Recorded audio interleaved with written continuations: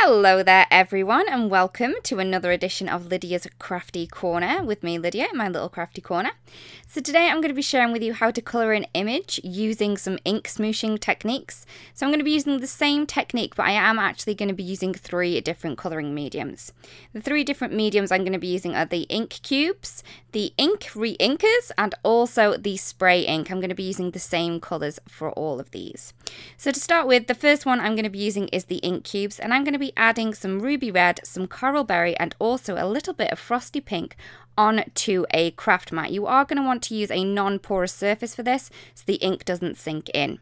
I'm then going to be using a little mini mister. I'm adding a tiny bit of ink to it to make the ink reactive and move around, and then I'm taking a piece of watercolour cardstock and dabbing this into the ink that we've just created. Once I've done that, I'm going to heat this off. You can just leave it to dry naturally if you wanted, but just to speed things up a little bit, I've used a heat tool. Once I've done that, I did want to add a little bit of more red, so all I'm doing is adding a little bit of ruby red, a little bit of extra water, and again I'm just going to place this into the bit that I want it to be, and you can see all that lovely splooshiness there. And I love all the little dots that it creates as well. So you're never going to create a background that's exactly the same. This is very fluid and very, very natural. So again, I'm heating that off before I start on the stem bit. So for the stems, I'm going to be using the forest glades and also some frayed leaf. So again, I'm using the mini cubes. You can use the large ones if you want, but I do find that this works a little bit better because you can get into smaller areas with these.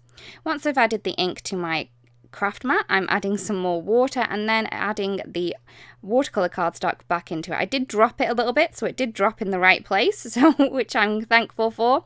Once I've done that, I'm just going to heat that off again and then leave this to the side to dry properly. Next up we have the reinkers. Again, I'm using the same colours, so this was the ruby red. I've just added some dots where I want them to be. Then I'm taking the coral berry, adding a few more dots. And then last but not least, I will be taking the frosty pink and adding a few more dots around there. Once I've done that, I'm going to add a spritz of water. You don't have to if you don't want to, but I do find that this helps the ink not sink into the paper as quickly, so it does give it a little bit of extra time, so you can see how beautiful that looks. And I think this one did happen to be my favourite. So once I've done that, I am going to heat that off again with my heat tool, just so I can go into the green a lot more quickly. So for the greens, again, I'm using the forest glades first, and then I'm popping in some frayed leaf. I'm then going to take my little mini mister and spritz it with water just to make that all move around and be much more pretty and beautiful. Once I've done that, I'm going to take my piece again and I'm just going to tap that into those colours, and you can see how pretty that does look at the bottom. So it does look a bit of a mess to start with, but it will look prettier later on, don't worry. So again, I'm going to use the spray inkers. So we've got the ruby red, the coral berry, and then the frosty pink. As these already have a really high water content, I didn't in fact spray on top of these, but you could if you wanted to, just to dilute them down a little bit. If you want more of a splotchy look, just go closer to your craft mat rather than further away, and you'll get more of a spodgy look there. Once I've dried that off, I'm going to move on to the greens. Again, this is the frayed leaf and forest glades. And I'm just going to spray those onto my craft mat. I did in fact use a little bit of water with this one, but you don't have to. Like I said, you can not use the water if you don't want to. Once they're all nicely dry, you are going to want to make sure that they're nicely, completely dry for this. I'm going to pop them into my Misty, and I'm then going to do my stamping. I'm using the beautiful flower here from the Peony Spray stamp set. I'm just going to remove that from the stamp set, and then you can play around with where you want this to be. So you can really work where you want the colours to be on your flowers if you wanted to, and I think that this background that we've just created would work well for a pond set here as well. So once I've done that, I have it in place. I'm then going to ink it up using some of the permanent black ink and then stamp that into place. As I'm on watercolour cardstock, I did press this down really, really firmly so the ink did transfer really well. So once I've done that and it's all been stamped beautifully, I'm just going to remove this one and I'm going to move on to my next one. So this one is the one that we use with the reinkers. The one before was the ink pads. So this is the reinkers, and again I'm just going to clean my stamp off, move it around to get the colours where I want them to be within that image, close the lid on my Misty, and then ink it up again using the permanent black ink. So if you do want a darker image, just ink it up twice and it will be lovely and bold and black.